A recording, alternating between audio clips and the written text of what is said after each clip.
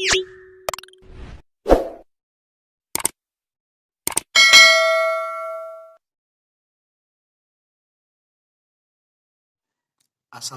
warahmatullahi wabarakatuh.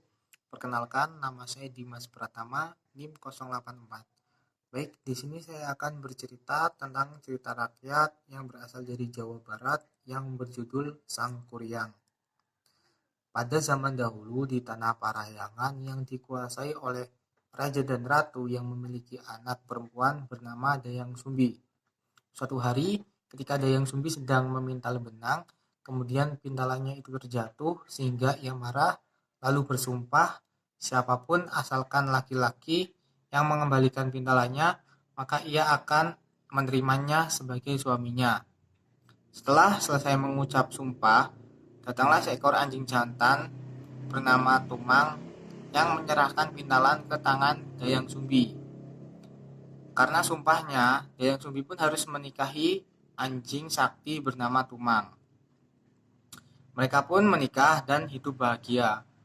Dan mereka pun dikaruniai anak berwujud manusia bernama Sang Kuryang. Sang Kuryang memiliki kekuatan sakti seperti ayahnya.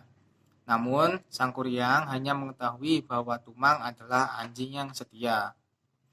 Suatu hari, ketika mereka sedang berburu, Sang Kuryang menyuruh Tumang untuk berburu, tetapi Tumang tidak mau.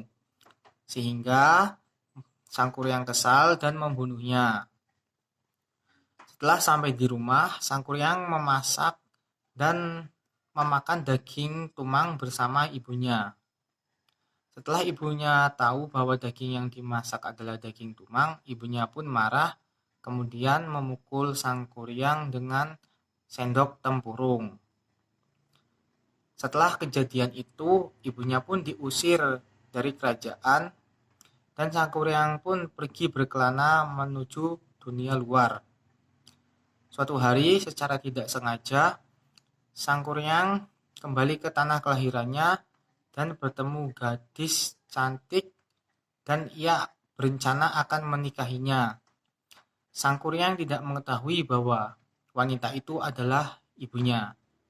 Singkat cerita, menuju hari pernikahan, ibunya mengetahui bahwa yang akan menikahinya adalah Sang Kuryang, yaitu anaknya.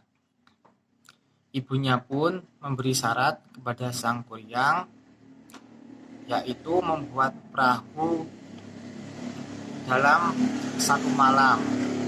Sang Kuryang pun menyanggupinya.